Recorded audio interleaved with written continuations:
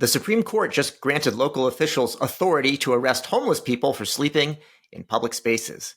Is that a win for public safety, or is it cruel and unusual punishment for the non-crime of being poor? And what are the implications for healthcare access, cost, and outcomes?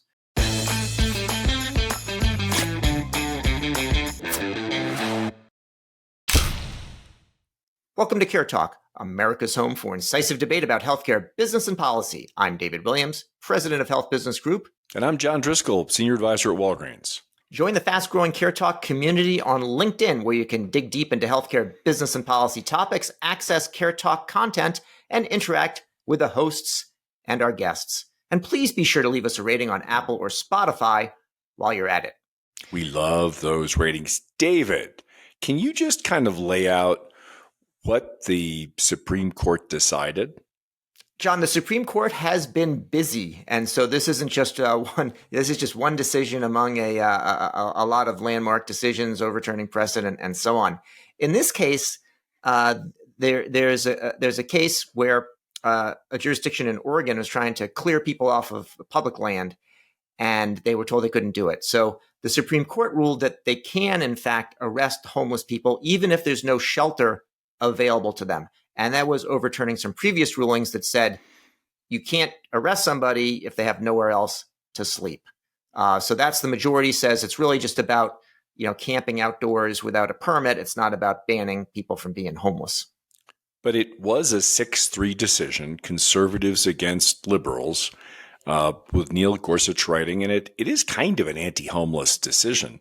This is all about whether, the law is pretty clear. They're using enforcement of a ban on on camping on public grounds to kind of enforce some order on the homeless. But this is really, don't you think, at its base, kind of an anti-homelessness decision?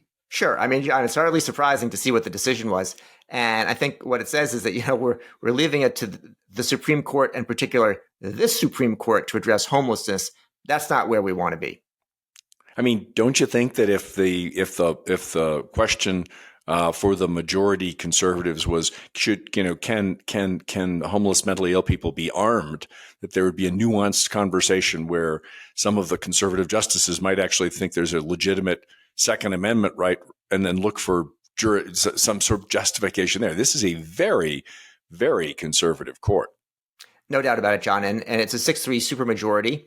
And I think we have to remember that Mitch McConnell has a lot of responsibility for allowing this to happen. And I won't say a whole different topic, John, because I think we're going to have a lot of topics like this. In fact, just with the overturning of the Chevron deference on the same day or in the same week, there's also that means that the federal agencies really don't have the ability to interpret the laws and actually put forth policy. So there's major things for this court. That one is probably worth a second episode. But the Chevron deference effectively was the room that the Supreme Court has historically respected of agencies to interpret the rules that the Congress has laid down. And effectively what the Supreme Court said is that no more deference. It's got to either go through the courts or be very specifically defined by the legislature, which is impractical, which means it's basically a power grab on the part of the Supreme Court. But getting back to this, what's effectively a homelessness decision, I'm somewhat sympathetic to the needs for mayors and governors to manage public space, particularly given the fact that there are some public health implications of managing the space in terms of people, needing to kind of go about their daily lives in a healthy way in a public space. But what bothered me, David, is there doesn't seem to be any concomitant expectation on the part of these jurisdictions that they're actually going to care for people who, in many cases, can be very, very sick, and that creates public health problems. Beyond the incivility of it, but the potential incivility of it, some public health problems on the other end for homeless folks who actually need care. Yeah, so let's talk about that for a minute, and then come back to this nuanced question about the cities and towns and their ability to enforce the laws. So interestingly, of course, homeless people Many have mental illness. Many have physical illness, or both a lot of chronic conditions, and they are maybe unhoused, but it doesn't mean that they're completely uncared for. And in fact, there's a lot of outreach within cities in particular for healthcare. And people that have chronic conditions and are homeless, many are actually getting treatment. Now, one of the things that will happen but that counts on, of course, people knowing where they are in general. So there's workers that go out and find them, but if they're not there because they've been arrested or sent somewhere else, that's a problem. John, one interesting thing I was reading about this, beyond kind of the obvious that there's more cost from people going to the emergency room, is that there's a bigger cost, and I haven't seen it quantified. It'd be interesting to do that, which is that you have homeless people with chronic conditions who end up in the intensive care unit for long periods of time. So at Mass General Hospital, there was someone cited, I believe in the New York Times or Kaiser Family Foundation article, talked about they have 20 plus homeless people in the ICU. And that has tremendous costs and implications for the capacity for the rest of us. Well, I mean, I think what Jim O'Connell from I think the Boston, Healthcare for the Homeless was really referring to there, and he's a real expert, is that if you make it harder to find people and to care for people where they are, you're going to get very, very sick people who will only, we talk about ER use and them crashing into the healthcare system, but once they crash into the healthcare system, we got to take care of them. I mean, the homeless folks, unhoused people who can't get care, are at least 2 to 3 times more likely to have cardiac problems, to have a whole series of other chronic conditions. And if you can't find them and they can't get care, they are going to hit the hospital. They are going to hit the intensive care unit. They're going to be very, very sick. And again, the thing that's appalling to me in this Supreme Court decision is this notion that somehow we can move folks around, but there's no apparent responsibility for governments to really care for those folks who are being moved out of public space. So the Supreme Court is, not requiring anything to be done about homelessness. They're sort of saying, hey, that's not our problem. The states need to solve it. Let's talk about some of these nuances that you were mentioning from before, John, which is that there is actually somewhat of a consensus among, local officials that they should have the right to relocate people for their own health and safety, and also that they don't want to cede public spaces to homeless, unhoused people.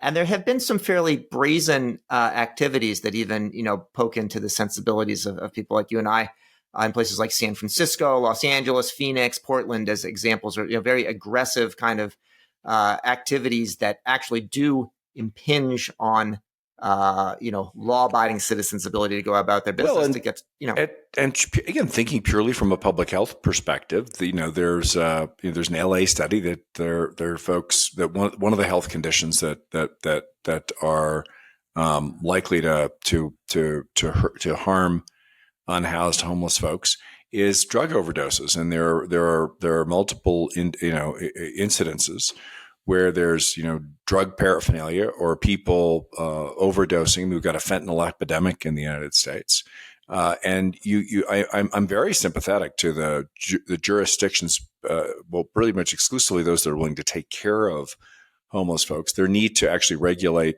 the public health of public space and making sure they're safe for transit, that they're safe from individuals, and frankly, that there's some element of public order. I mean, I think all of those are reasonable responsibilities of the part of public officials to make sure that there is order, and that they have a tool to incent the unhoused at some level to actually play by the rules and make sure that public spaces are healthy. But what worries me about this decision is there doesn't appear to be any responsibility to take care of and actually engage in the healthcare of these very, very vulnerable populations of the unhoused that are 2 to 6 times as likely to be very, very sick. And I don't think moving them should be confused with caring for them.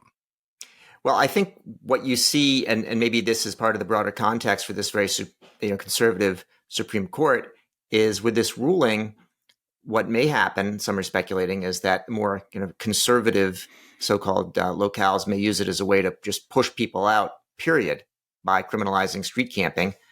and transfer people essentially to those jurisdictions that are more compassionate and spend more on public health. So it's sort of a dumping, or almost literally a dumping of people. That's exactly. I mean, where I think my fear is of this decision is that we're not, we are enforcing the responsibility of governments to transport them, but not actually care for them. I mean, it's troubling, and I understand the advocates for the unhoused why they're so agitated on this, because there is a fear, and it has been, and there are examples of jurisdictions where local leaders are much more focused on making sure folks are out of sight, and often disconnected from care. John, how big of a problem are we talking about here? How many homeless do we currently have in this country, do you think? We're talking about potentially millions if you look at folks who are unhoused. I mean, often families that are going through crises of losing their space will be homeless for a short period of time. And you need to make the distinction between folks who have short-term housing crises and the long-term individuals who are really living on the streets, who are often the target of conservative agitation. And I don't have those numbers, but we do have a growing challenge because, stepping back a second, we're I don't know, 4 to 5 million housing units short as a country, and rents have been skyrocketing across the country. The cost of housing has gone up with the rise of interest rates, and so you've got some structural economic pressures from a housing perspective, matched to a really strained public health system that only became more stretched, and whose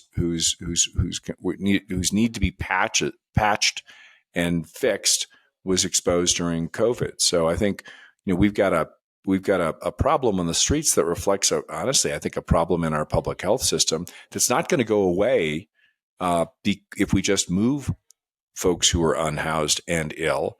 It's, I fear, only going to get worse unless there are jurisdictions where folks engage in caring for them. I mean, there is a $12 billion, I think it's allocation in the California budget to actually invest in care, support, and supportive housing, particularly for the chronically ill and the chronically individual homeless folks. I think that's the kind of responsible government where this decision potentially can lead to more solutions. But that's not matched in many, many of the jurisdictions. But every jurisdiction, every place in the country we're running out of housing units, and certainly even more so affordable housing units. We talked a lot on this show, John, about social determinants of health, and certainly things like food and housing would qualify. There is a move within the federal government, anyway, to consider classifying housing as healthcare. And I know we're going to talk about Chevron deference in a different show, but how does, is housing healthcare, and, how does this relate to, the ability of the current administration and others to be able to move? I think you're right, but you just haven't framed it correctly. Social determinants are those things are in society that can really drive, control, or influence healthcare. Healthcare, conventional healthcare is, provided by folks in white coats and in institutional settings, and we've defined it pretty narrowly as specific clinical interventions. I think the whole social determinants movement has, and if a hungry individual, someone who can't get access to affordable, nutritious food, is 3 to 5 times as likely to get diabetes, 3 to 5 times as likely to have chronic cardiac disease, and those create problems at the other end. And on the clinical side, we're going to look at them as social determinants. There's no question at you could take 3 or 4 major healthcare categories, ranging from mental health to cardiac health, and folks who are unhoused are 2 to 6 times as likely as someone who has a roof over their head to be sick in those chronic disease categories. So I would argue that absolutely housing is an input to one of the social determinants. And if we don't deal with the fact that we need more affordable housing units, we will have expensive healthcare. And that's what Jim O'Connell was talking about in terms of the ICU. If you don't deal with these cardiac and chronically ill, chronic health issues like cardiac care, if you can't get access to the patients, and the patients can't get access or easy access to care, to consistent care, they're going to hit the healthcare system, but they're going to be much sicker, and we're going to end up paying for it. And so the social determinant of housing is definitely a super important input. John, last topic, and I just want to speculate here a little bit. It's pretty clear that this decision wasn't intended to help the homeless, and in fact, the decision itself essentially says very generous. Under what conditions could this ruling be used to end up helping the homeless by those of goodwill? Well, I think you saw it in some of the coverage, David. I mean, particularly the coverage in California, where the governor and some of the mayors, where again, I think California has roughly 25 to 30% of all the homeless individuals, the unhoused individuals that we can measure in the country. And mayors and governors have programs available that they can now use the pressure to move out of a public space without support to encourage the unhoused to actually get care in places where they can get support and housing. So I think responsible mayors and governors need that. I mean, unfortunately, we are with absent a Congress that works.